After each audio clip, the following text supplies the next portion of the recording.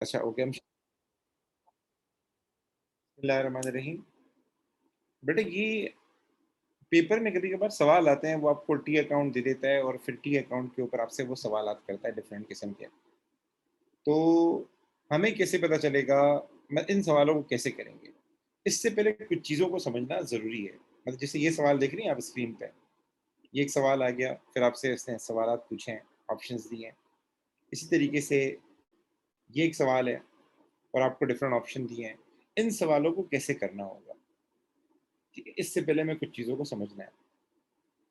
Paper में जब किसी बंदे के नाम से कोई सवाल आता है ना, लाइक तलहा का टी अकाउंट है, आमिर का टी अकाउंट है, तो कोई भी हम बंदे का अकाउंट उसके नाम से अगर बना रहे हो, तलहा का अकाउंट बना रहे हैं, आमिर का अकाउंट बना रहे हैं, तो इट मीन्स या तो वो हमारा ट्रेड रिसीवेबल है या हमारा वो पेबल है। दो चीज़ें होती हैं, मैं लिख लेता हूँ। हमारे पास किसी बंदे का अगर टी अकाउंट बन रहा है, तो दो बातें हैं। या तो वो मेरा क्या है, ट्रेड रिसीवेबल है, मतलब उससे मुझे पैसे लेने हैं, या वो मेरा क्या है, ट्रेड पेबल है।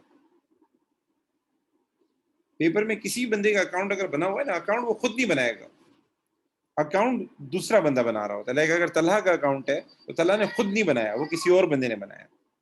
ठीक है? तो पेपर में किसी बंदे का अकाउंट आ जाए, तलहा का अकाउंट आ जाए, आमिर का अकाउंट आ जाए, तो दो बातें, या तो वो ट्रेड रिसीवेबल होगा या ट्रेड पेबल होगा। रिसीवेबल को हम कस्टमर भी कहते हैं, रिसीवेबल को हम कस्टमर भी कहते हैं, और पेबल को हम सप्लायर भी कहते हैं। अच्छा, इन दोनों का ताल्लुक गुड्स से होता है। कस्टमर क्या करता है? कस्टमर गुड्स खरीदता है, मतलब वो गुड्स क्या करता है, बिजनेस से परचेज करता है। ठीक है? और बिजनेस क्या कर रहा होता है, उसको सेल्स कर रहा होता है। वो खुद बिजनेस से परचेज कर रहा होता है और बिजनेस क्या कर रहा होता है, उसको सेल कर रहा होता है। ठीक है? चलिए, सप्लायर क्या करता है? सप्लायर गुड्स सेल करता है, किसको? बिजनेस को। और बिजनेस उससे बाय कर रहा होता है, इसीलिए वो बिजनेस के लिए क्या होता है, पेबल होता है। ठीक। अच्छा, और बात, एक और बात, यहां तक मेरी बात समझ में आ रही है बेटा आपको, कि ट्रेड रिसीवेबल कस्टमर होता है, वो बिजनेस से माल परचेज कर रहा होता है और बिजनेस उसको सेल कर रहा होता है। ये एंगल का फर्क होता है, किसके एंगल से आप बात करें। अच्छा जी, उसके अलावा एक और बात मुझे बताएं, जब एक बंदा मुझसे सामान परचेज कर रहा है उधार पे, तो वो मुझे पैसे देगा या मुझसे कलेक्ट करेगा? देगा। देगा। ठीक है ना? तो कस्टमर सामान परचेज करता है उधार पे, तो इट मींस वो पेमेंट करेगा। और जो पेबल होता है, जो सप्लायर होता है, वो सामान सेल कर रहा होता है, तो इसका मतलब क्या, वो पैसे रिसीव करेगा या फिर वो कलेक्ट करेगा। ठीक है, ये बात ज़हन में बिठाना, या तो वो रिसीव करेगा या फिर वो कलेक्ट करेगा। चलिए, यहाँ तक आपको कॉन्सेप्चुअली बात क्लियर हो गई होगी। अब पेपर में सवाल किस तरीके से आता है? पेपर में एक तो सवाल ये आता है कि वो आपको बोलेगा, मतलब मैं आपको जरा लिख के देता हूँ। मैं एक बंदा है, उसका अकाउंट बना रहा हूँ एबीसी के नाम से। ठीक, ये मैंने ओपनिंग बैलेंस लिखा है इसका, बैलेंस बीडी 1000। फिर मैंने इसको सामान सेल किया था, कितने का, 2000 का। तो मैंने एबीसी को कर दिया डेबिट और सेल्स के अकाउंट को कर दिया क्रेडिट। ये रेफरेंस है बेटा, सेल्स जो आ रहा है रेफरेंस है। ठीक है? अकाउंट कभी एबीसी नहीं बनाएगा, अकाउंट दूसरा बंदा बना रहा होता है, लाइक एबीसी का अकाउंट कोई और बना रहा होगा। तो ये जो मैंने सेल्स यहाँ लिखी है, इसका मतलब ये नहीं कि एबीसी ने सामान सेल किया है, इसका मतलब है दूसरे बंदे ने इसको सामान सेल किया। ठीक, अच्छा जी। उसके बाद एबीसी ने क्या किया, मुझे 500 का सामान क्या किया, वापस किया। ये हो गई सेल्स रिटर्न। और एबीसी ने क्या किया, 900 रुपीज मुझे दे दिए, ये हो गया बैंक। और मैंने उसको 100 का क्या दिया, डिस्काउंट दिया। अकाउंट मैं बना रहा हूँ बेटा, एबीसी नहीं बना रहा, तो मैंने उसको डिस्काउंट दिया 100 का। अच्छा, पेपर में जो एक सवाल आएगा वो ये आएगा, आपको ये टी अकाउंट दे देगा और बोलेगा क्लोजिंग बैलेंस बताओ, क्लोजिंग बैलेंस बताओ, क्लोजिंग बैलेंस बताओ। अब मुझे आप बताएं क्लोजिंग बैलेंस कितना है? एक तो सवाल ये आता है।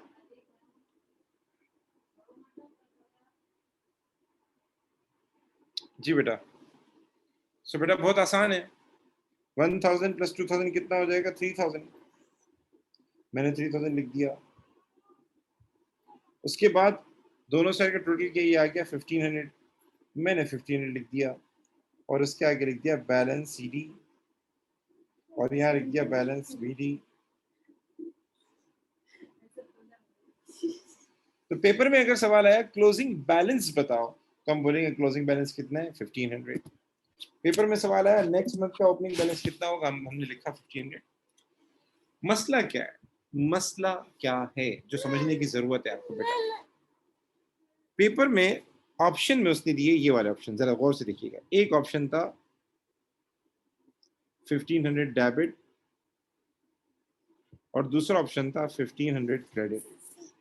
आपसे बैलेंस मांगा है, चाहे वो क्लोजिंग हो चाहे ओपनिंग हो, अमाउंट तो सेम होता है, 1500 1500 अमाउंट तो सेम होगा। लेकिन उसने ये बोला है कि ये बताओ कि क्या ये डेबिट है या क्रेडिट है। तो क्या बोलेंगे आप बेटा? आप बताएं, what would be your answer? Debit. क्यों? आप बोलिए डेबिट, आप बोलिए ये वाला ऑप्शन ठीक होगा, क्यों? क्लोजिंग बैलेंस तो क्रेडिट साइड पे आ रहा है।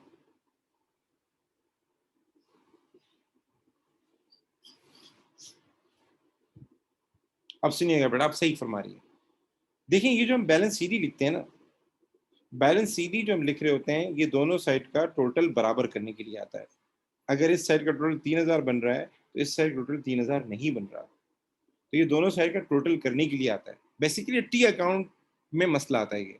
अगर मैं टी अकाउंट नहीं बनाता ना, तो फिर तो मसला ही नहीं पैदा होता। अगर मैं टी अकाउंट नहीं बनाता, डायरेक्ट करता कि 1000 रुपये इसका बैलेंस था, 2000 की मैंने इसको सेल की, फिर 500 का सामान इसने वापस किया, माइनस कर लो, फिर 900 का सामान वापस किया, माइनस कर लो, और 100 का सामान वापस किया, माइनस कर लो, और एट द एंड बैलेंस कितना आया? मैं बोलूंगा 1500 और पॉजिटिव। ठीक है, जब बैलेंस पॉजिटिव आए तो आप डेबिट बैलेंस भी कह सकते हैं उसको, अगर कोई एसेट है आपका। तो ये जो हम एबीसी का टी अकाउंट बनाते हैं, तो ये जो बैलेंस सीडी है, ये दोनों साइड का टोटल बराबर करने के लिए आता है, ताकि इस साइड का टोटल अगर 3000 हो रहा है तो इस साइड शॉर्टेज है 1500 की, तो टोटल बराबर हो जाए। तो ये जो हम डेबिट क्रेडिट लिखते हैं ना, डेबिट क्रेडिट हम सीडी को देख के नहीं लिखते।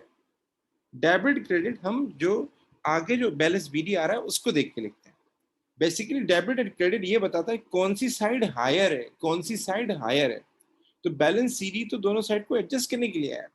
असल जो आपका बैलेंस है, जो डिस्क्राइब करने के लिए जरूरी हो कि वो डेबिट है क्रेडिट है, वो आपका ओपनिंग बैलेंस है या जो आपका रीसेंट बैलेंस आ रहा है वो है। तो पेपर में चाहे वो बोले 31 जनवरी पे बैलेंस बताओ, चाहे वो बोले 1 जनवरी पे बैलेंस बताओ, अमाउंट तो दोनों का सेम होता है। लेकिन अगर ऑप्शन में डेबिट क्रेडिट भी लिखा हुआ है, तो आप कोशिश किया करें जिस तरफ आपका बीडी बैलेंस आ रहा हो वो वाला लिखा करें। आप मालूम सीडी करेंगे, लेकिन दोनों साइड का टोटल बराबर करें। आपके पास 1500 आ गया, अपोजिट साइड पे लिखें और आगे लिखते हैं बैलेंस बीडी। तो असल जो बैलेंस होता है वो आपका बीडी बैलेंस होता है, क्योंकि बैलेंस का मतलब है कौन सी साइड हायर है। और आप देख लें ये वाली साइड हायर है, तो हम बोलेंगे डेबिट बैलेंस। और ये मेरा एसेट है, तो डेबिट बैलेंस का वर्ड ही में यूज करना होगा। यहां तक मेरी बात क्लियर है? कि अगर आपसे कोई भी टी अकाउंट बनाने को बोले, किसी भी तारीख का बैलेंस मांगे, अमाउंट तो सीडी और बीडी दोनों का सेम होता है, लेकिन ऑप्शन में अगर डिस्क्राइब किया गया और डेबिट भी क्रेडिट भी और अमाउंट दोनों में सेम आ रहा हो, तो फिर कोशिश क्या करें जिस साइड बीडी आ रहा है वो वाली डिस्क्रिप्शन लिया करें। ठीक। अच्छा, एक और चीज, ये जो टी अकाउंट है इसके बनाने का एक और तरीका भी है, वो भी गाइड कर देता हूँ आपको। इस टी अकाउंट को बनाने का एक और तरीका भी है,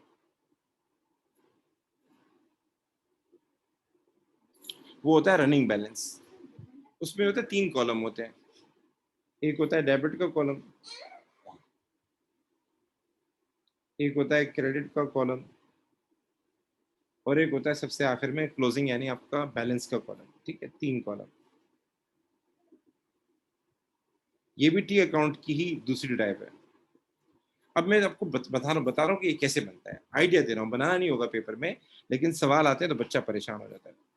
सबसे पहले हम बैलेंस लिखेंगे, बैलेंस कितना है 1000, मैं लिख दिया 1000। और इसके आगे लिख देता हूँ डेबिट, डीआर लिख देता हूँ। डीआर का मतलब क्या है? डेबिट, ठीक है। अच्छा, उसके बाद हमने क्या किया, हमने सामान सेल किया बेटा। सामान कितने का सेल किया? 2000। तो ये कितना हो जाएगा इसका बैलेंस? 3000। सर ये प्लस क्यों कर रहे हैं? प्लस मैं इसलिए कर रहा हूँ, देखो ये भी डेबिट है और ये 2000 भी इसके अकाउंट में क्या हो रहे हैं? डेबिट हो रहे हैं। डेबिट डेबिट हमेशा क्या होते हैं? प्लस होते हैं। उसके बाद हमने क्या किया, उसने रिटर्न किया सामान 500 का, मैं यहाँ लिखूंगा माशाल्लाह। फिर उसने 900 के क्या किया, हमें पैसे दिए, और 100 क्या किया उसने? डिस्काउंट हमसे लिया, डिस्काउंट हमने लिया कस्टमर ने। तो ये क्या है? क्रेडिट हो रहे हैं, तो मैंने क्रेडिट साइड पे लिखे।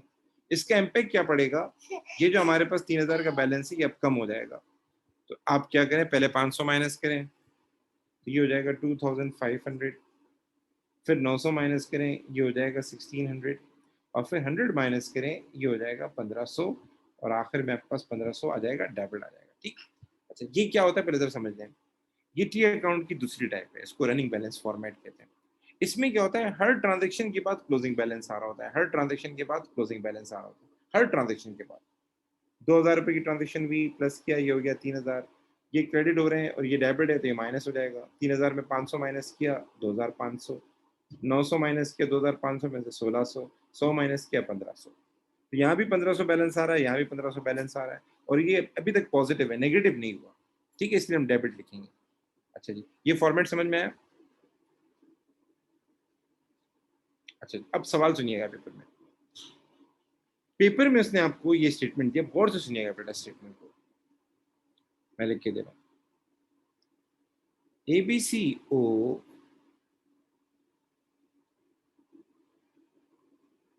to business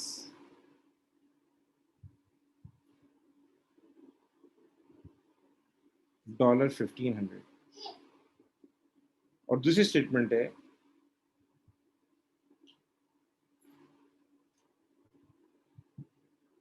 business O to ABC $1500। मेरी इंग्लिश थोड़ी वीक है, लेकिन मैं एग्जाम्पल दे रहा हूँ। ये दो स्टेटमेंट दी है, कौन सी वाली सही हो? साल के आखिर में 31 मार्च को उसने कहा, at 31 March ABC O to business $100, business O to ABC $1500। कौन सी स्टेटमेंट सही है बेटा?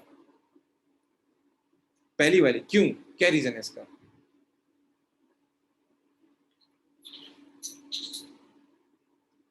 रीजन बताएं बेटा। बी क्विक बेटा, ये चार्ज पे लगाएगा जल्दी से। ओ का मतलब है उधार, और एबीसी को पेमेंट करनी है क्योंकि एबीसी कस्टमर है।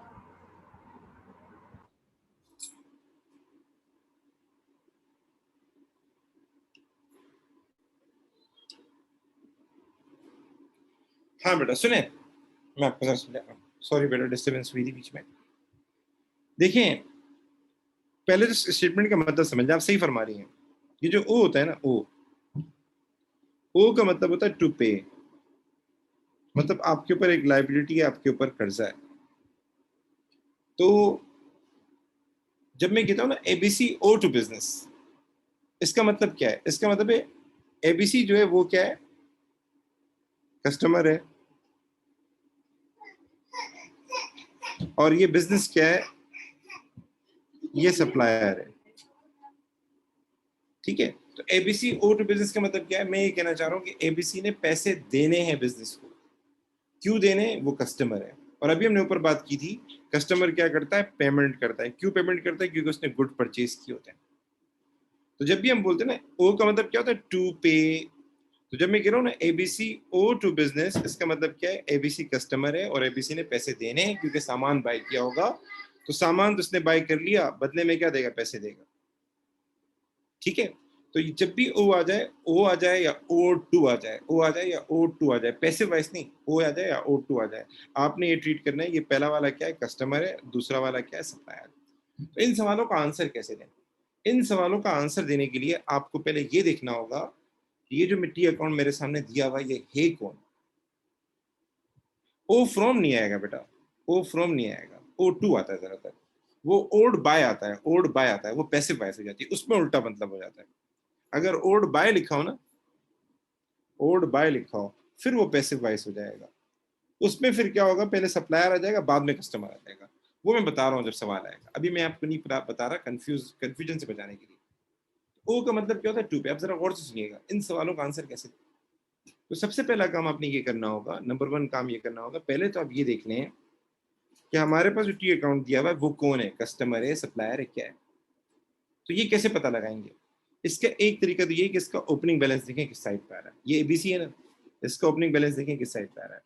अगर इसका ओपनिंग बैलेंस डेबिट साइड पे आ रहा है, डेबिट साइड पे आ रहा है, तो उसका मतलब क्या है, वो हमारा क्या है, कस्टमर है। तो कस्टमर ओ आएगा, ठीक है, कस्टमर को फिर देने होते हैं पैसे। दूसरा तरीका ये है, दूसरा तरीका ये है पहचानने का कि वो कस्टमर है या नहीं है। आप उसकी टी अकाउंट में देखें डिस्क्रिप्शन को। ये टी अकाउंट कौन बना रहा होगा, एबीसी खुद नहीं बना रहा होगा। चलो ठीक है, एबीसी मुझसे सामान बाय करता है, बट ये टी अकाउंट कौन बना रहा होगा, बिजनेस बना रहा होगा, सप्लायर बना रहा होगा। तो सप्लायर के एंगल से सोचे तो सप्लायर उसको क्या कर रहा है, माल सेल कर रहा है। तो उसकी टी अकाउंट में अगर सेल्स आ रहा है, सेल्स रिटर्न आ रहा है, तो इसका मतलब ये है कि बिजनेस उसको सामान सेल करता है, तो हमें इससे पैसे लेने होंगे, मतलब वो हमारा क्या है, कस्टमर है। तो कभी कभार वो आपको इस फॉर्म में देगा सवाल, कभी कभार टी अकाउंट दे देगा। तो आप ओपनिंग बैलेंस देख लें, आप ओपनिंग बैलेंस देख लें, अगर वो डेबिट आ रहा है तो उसका मतलब क्या, हमारा कस्टमर है। अगर ओपनिंग बैलेंस नहीं दिया हुआ, सवाल की नेचर डिफरेंट है, तो डिस्क्रिप्शन को देखें, डिस्क्रिप्शन को देखें। अगर डिस्क्रिप्शन में सेल आ रहा है तो ये अकाउंट वो खुद थोड़ी बना रहा है, वो खुद तो परचेज कर रहा है, लेकिन हम उसको सेल कर रहे हैं। ये अकाउंट हम बना रहे हैं बेटा, दूसरी पार्टी बना रही है। तो हम उसको सामान क्या कर रहे हैं, सेल कर रहे हैं। और सामान जिस बंदे को सेल किया जाता है वो क्या होता है, कस्टमर होता है। फिर आपके लिए सवाल करना आसान हो जाएगा। जरा मैं इसकी एग्जाम्पल करवाऊं आपको। ये सवाल जरा देख लें एक नजर, और मुझे बताएं इसका क्या आंसर होगा।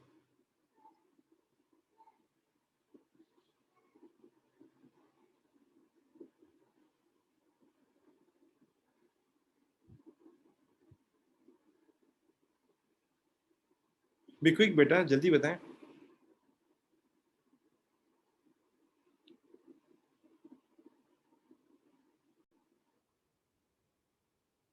देखिए, आप पहले देख लें कि ये कौन है।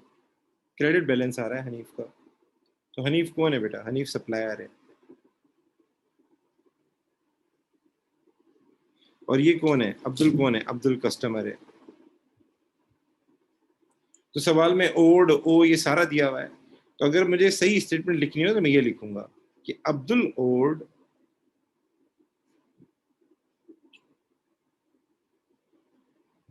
$400 टू हनीफ। ठीक है, अगर मैं प्रॉपर स्टेटमेंट लिखूं, अगर ओड या ओ का ऑप्शन आ रहा है, तो मैं ये कहूंगा कि अब्दुल जो है वो पे करेगा कितने, 400 हनीफ को, क्योंकि हनीफ सप्लायर है। सप्लायर को पैसे दिए जाते हैं और कस्टमर से लिए जाते हैं। तो अगर आप ऑप्शन नंबर डी देखें, हनीफ ओड इस तारीख पे हनीफ ओड करता था। बेटा हनीफ तो सप्लायर है भाई, 150 क्रेडिट बैलेंस है, मतलब ये अब्दुल ने देने हैं भाई, हनीफ ने थोड़ी देने। 400 रुपए थे, ये सारी ट्रांजेक्शन हुई, अब 150 रह गए। तो ये वाला ऑप्शन क्या हो जाएगा, गलत। सी में कह रहा है कि ट्रेड डिस्काउंट दिया। बेटा ट्रेड ये जो 8 रुपए ना, इसको वो ट्रेड डिस्काउंट बोल रहा है। ट्रेड डिस्काउंट रिकॉर्ड नहीं होता बेटा। ट्रेड डिस्काउंट का इम्पैक्ट पड़ेगा, अलग से वो रिकॉर्ड नहीं होता, मतलब उसको डिस्क्राइब नहीं किया जाता। उसका अलग से कोई टी अकाउंट नहीं बनता, और ना ही वो अलग से डिस्क्राइब किया जाता है। तो ये गलत है। कैश डिस्काउंट रिकॉर्ड होता है, तो ये कैश डिस्काउंट है, क्यों, इसके ऊपर बैंक भी आ रहा है, हमेशा बैंक के साथ आ रहा होगा। और अगली बात, हनीफ कौन है बेटा, सप्लायर है। अभी मैंने बताया सप्लायर क्या करता है, सप्लायर सामान सेल करता है। और पता है वो क्या कर रहा है, वो बोल रहा है सप्लायर सामान परचेज करता है। अच्छा बच्चे टिक कर देते समटाइम, क्योंकि यहाँ परचेज आ रहा है। बेटे ये जो अकाउंट है ना हनीफ का, ये वो खुद नहीं बना रहा, ये कौन बना रहा है, दूसरा बंदा बना रहा है, मतलब अब्दुल बना रहा है। अब्दुल ने सामान परचेज किया है, तो उसने उधार पे परचेज किया, तो उसने परचेजेस को किया होगा डेबिट, और इसको किया होगा क्रेडिट। ये डिस्क्रिप्शन के तौर पे लिखा है, तो इससे परेशान नहीं हुआ करें। ये जो परचेजेस लिखा हुआ है, ये अब्दुल ने परचेज किया, इसने नहीं किया। तो इसका आंसर होगा ए। आप खुद देख लें, अब्दुल ओल्ड हनी 400। यहां तक मेरी बात क्लियर है बेटा। चले आ जाए दूसरे सवाल की तरफ आ जाए। इसका आंसर बताएं क्या होगा।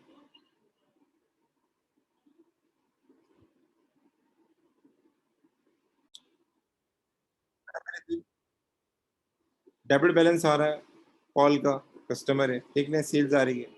ठीक है, मतलब मेरी ने सामान इसको सेल किया है, पॉल ने परचेज किया है। ठीक है, और डेबिट बैलेंस आ रहा है तो ये क्या है, कस्टमर है। कस्टमर है तो customer owe to supplier, customer को 90 रुपीज देने हैं सप्लायर को, ठीक है। इसका मतलब क्या, 125 देने हैं 30 पे।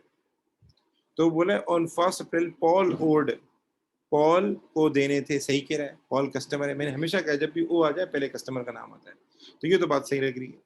बी में कह रहा है पॉल ने गुड सेल किए, बेटा ये जो सेल्स आ रही है ये दूसरे के एंगल से आ रही है। पॉल ने सामान परचेज किया है, कस्टमर परचेज करता है हमेशा, ये कस्टमर है। सी में कह रहा है कि मेरी रिटर्न गुड्स, मेरी सप्लायर है, सप्लायर रिटर्न थोड़ी करता है, सप्लायर तो सेल करता है गुड्स को, रिटर्न कौन करेगा, कस्टमर करेगा।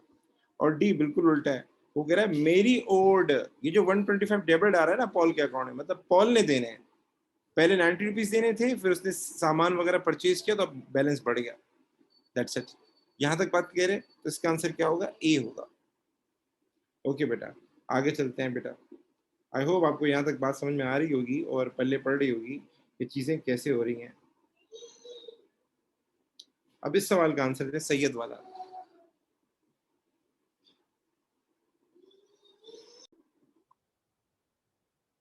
देखिए फॉरेन डेबिट आ रहा है, ये कौन है, कस्टमर है, और आमना कौन है, सप्लायर। तो पहली स्टेटमेंट, आमना ओड सप्लायर, सप्लायर को देने, ऐसे थोड़ी हो सकता है, पैसे तो कस्टमर देगा भाई, कस्टमर को पे करने, तो ये वाला ऑप्शन गलत। डी पर आते हैं, on 26 September Syed allowed 10 cash discount to Amna, Syed ने अलाउ किया है। बेटा एक होता है डिस्काउंट रिसीव, होता है डिस्काउंट अलाउ। डिस्काउंट अलाउ हमेशा सप्लायर करता है, बस जो बंदा, जिस बंदे ने पैसे लेने होते हैं ना वो देता है, तो सप्लायर ने पैसे लेने होते हैं वो छोड़ता है बेटा। कस्टमर तो डिस्काउंट रिसीव करेगा, जब वो अगर वक्त पे पेमेंट करेगा तो उसको डिस्काउंट मिलेगा बेटा। इस पे इंशाल्लाह अलग क्लास होगा डिस्काउंट पे, ठीक है। अच्छा जी, उसके बाद C, on 26 September Amna paid Syed 3, Amna बेटा सप्लायर है बेटा, सप्लायर तो रिसीव करेगा बेटा, कलेक्ट करेगा, अभी रिसेंटली मेरी बात हुई थी, वो कलेक्ट करता है पैसे। और B, Syed purchase good 600 on credit from Amna 14 September, ये 14 सितंबर है, ये देखें 600 यहाँ पर आ रहा है, और इसका बैलेंस 400 बनता था, इसने 600 रुपए का माल और लिया तो इसका बैलेंस हो गया 1000, उधार पे लिया, दे रहे हैं इसको। अभी आपसे बात हुई थी, कस्टमर क्या करता है, परचेज करता है, बट सर यहाँ पे परचेज तो नहीं लिखा हुआ। तो बेटा सीन ऐसा है, ये अकाउंट सैयद खुद नहीं बना रहा, ये आमना बना रही है, तो इसके लिए तो परचेज है, लेकिन आमना के लिए सेल है, इसलिए इस यहाँ से लिखा हुआ है। तो आपका आंसर सही है, ठीक है बेटा। अच्छा जी, एक सवाल और कर लेते हैं बेटा, ताकि कॉन्सेप्ट में समझता हूँ क्लियर हो जाए आपका।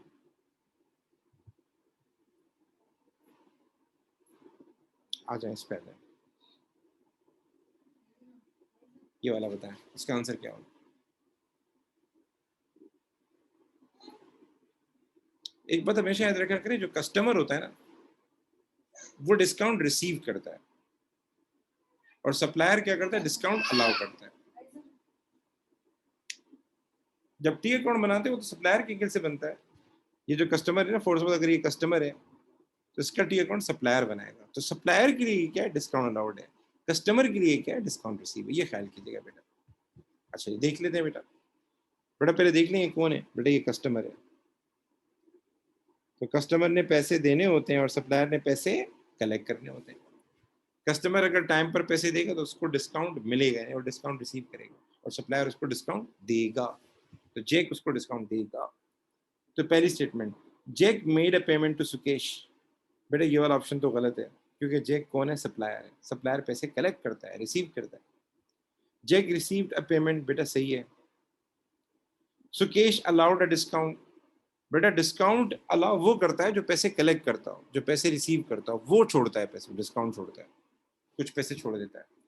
तो सुकेश तो कस्टमर है बेटा, सुकेश तो पेमेंट करेगा, ये तो गलत हो गया ऑप्शन। और फोर्थ ऑप्शन क्या है, Sukesh received a discount, Sukesh को डिस्काउंट मिला है और जेक ने उसको डिस्काउंट दिया है, ये वाला ऑप्शन करेक्ट है, ठीक है। तो इसका आंसर होगा 2 और 4, यानी डी आंसर होगा, दैट्स इट। चलें जी, एक और सवाल ट्राई कर लेते हैं, आपकी खिदमत में एक और सवाल। देखिए कितनी बार इस तरह के सवाल पूछे गए हैं और हम बच्चे प्रैक्टिस नहीं करते, जिससे मसाइल होते हैं। ये वाला सवाल देखिए,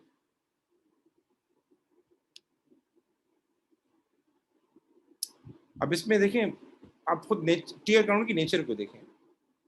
ये टी अकाउंट एडवर्ड ने बनाया होगा, तो एडवर्ड ने इसको सामान बेचा है,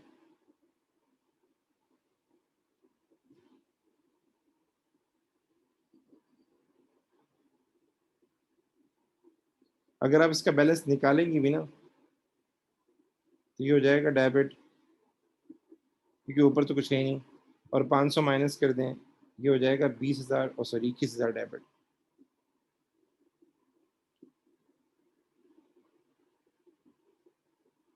फर्दर उसने कोई चेक दिया 10,000 का, ठीक है, क्रेडिट करेंगे, कस्टमर है बेटा, कस्टमर का अकाउंट क्रेडिट होता है जब वो पैसे देता है।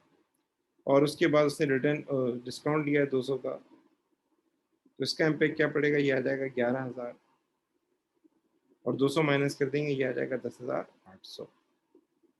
अब सवाल जरा समझते हैं। पहले देख लें एन कौन है, एन कस्टमर है, कस्टमर ने पैसे देने होते हैं, तो एन ओ होना चाहिए, एन ओ होना चाहिए। जी बेटा बताएं क्या आंसर होगा। तो ये दो ऑप्शन तो गलत हो जाएंगे, क्यों, कौन से, ये वाले, ठीक। अब बचे ये दो ऑप्शन, तो आप अमाउंट देख लें। ये कैश डिस्काउंट है, ये रिकॉर्ड होता है वो कहता, ये रिकॉर्ड, कैश डिस्काउंट जब भी होगा रिकॉर्ड होगा। और आप कस्टमर का अकाउंट बना रहे हैं तो कस्टमर के अकाउंट में क्रेडिट साइड पे आता है, उसका बैलेंस कम हो जाता है, जो पैसे लेने होंगे वो कम हो जाएंगे ना, आपका एसेट है वो रिड्यूस हो जाएगा। तो ये 10,800 आ गया।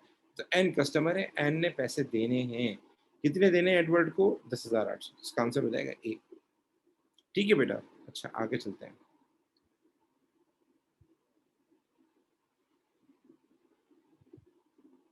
एक आखिरी सवाल है बस, ये वाला सवाल, इसका आंसर बताएं। बहुत बच्चे गलत करते हैं।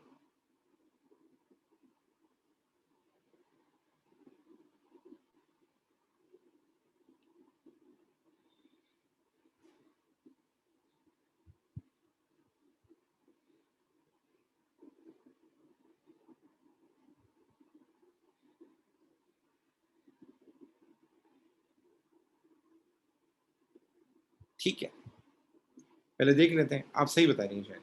ये कौन है बेटा, इसका बैलेंस आ रहा है क्रेडिट साइड पे, तो ये हो गया सप्लायर, ये हो गया पे बिल, और चेन क्या हो गया, चेन हो गया कस्टमर। तो बेसिकली चेन ने पैसे देने हैं। एक तो ये वाला ऑप्शन पढ़े आप, डी वाला, डी वाले ऑप्शन में कह रहा है कि फू चेन को देगा, फू चेन को देगा। तो पहली बात तो ये बात गलत हो गई बेटा, फू कौन है, सप्लायर है, सप्लायर पैसे लेगा बेटा, सप्लायर कभी देगा नहीं, तो ये वाला ऑप्शन तो हो गया गलत। उसके बाद आगे चलते हैं सर, पहले वाले ऑप्शन की तरफ आते हैं। पहले वाला ऑप्शन कह रहा है on 1 March Chen was owed 100 by Fu. Sir ये तो हो सकता है, तो बेटा ये पैसिव वॉइस है, ये सी वाली बात को उसने घुमा के पैसिव वॉइस में कन्वर्ट करके लिखा, बात वही है। लेकिन इसका अगर मैं पैसिव बनाऊं ना, फू ओल्ड चेन 250, इसका अगर मैं पैसिव वॉइस बनाऊं इस तरह हो जाएगा, Chen was owed by owed, sorry owed 100 by Fu. ये पैसिव वॉइस हो गया। बस यहाँ ये मतलब है कि वो लेगा, चेन जो है वो फू से पैसे लेगा। बेटा चेन तो कस्टमर है, कस्टमर ने तो देने होते हैं पैसे, किससे वो लेगा। तो ये दोनों ऑप्शन एक ही हैं, लेकिन घुमाया गया बंदे को। तो ये ख्याल कीजिएगा बेटा कि जब ओड बाय आ जाए तो पैसिव वॉइस हो जाता है, तो फिर सप्लायर का नाम पहले लेना चाहिए अगर स्टेटमेंट सही हो। तो ये स्टेटमेंट गलत है क्योंकि कस्टमर का नाम पहले आ रहा है, हालांकि ओड बाय है ये बेटा। और ओड दिया हो तो फिर हमेशा कस्टमर का नाम पहले आता है अगर प्रॉपर स्टेटमेंट हो। तो ये दो ऑप्शन गलत हो गए, तो ये बच गया सी एंड बी। सी पढ़ लेते हैं। सी में कह रहा है चेन ने पेमेंट की है फू को 100 बाय चेक, तो चेन तो कस्टमर है बेटा, ये वाली बात सही भी है। और आप देख भी लें, चेन ने जब पेमेंट की होगी तो चेन ने क्या एंट्री की होगी, चेन चेन के पास से पैसे गए हैं तो चेन ने बैंक को क्या किया होगा, क्रेडिट किया होगा, और फू को क्या किया होगा, डेबिट किया होगा। तो आप देख लें फू का अकाउंट डेबिट हो रहा है, और ये बैंक क्या आ रहा है, रेफरेंस के तौर पे आ रहा है, मतलब बैंक क्रेडिट हुआ होगा, ठीक। और बी स्टेटमेंट क्या करिए, फू ने परचेज किया है माल। अभी आपको मैंने बताया था कि सप्लायर हमेशा माल सेल करता है, परचेज कभी नहीं करता, तो यह स्टेटमेंट होगी गलत, ठीक है। तो ये सारे सवाल थे हमारे पास टी अकाउंट्स के, और आई होप कि आपको काफी हद तक चीजें समझ में आ गई होंगी। इंशाल्लाह कल हम नया टॉपिक करेंगे इन्वेंट्री वैल्यूएशन का इंशाल्लाह। ठीक है, बेसिक्स मेरे ख्याल से काफ़ी हद तक आपको आ गई होगी। आप कितने जितने भी एमसीक्यूज़ पेपर उठाएँगी ना, तो शुरू के 6 सवाल बेसिक के होते हैं, वो आप ट्राई करना शुरू कर दें। इसमें सोर्स डॉक्यूमेंट है, कुछ रहता है, बुक ऑफ प्राइम एंट्री है, लेजर है, वो मैं अलग से किसी क्लास में आपको करा दूँगा। ठीक है बेटा? अल्लाह हाफ़िज़ और प्रैक्टिस घर पे करते रहा करें बेटा, जितने भी टॉपिक है ना सबकी करते रहा करें। अल्लाह हाफ़िज़, अस्सलाम वालेकुम।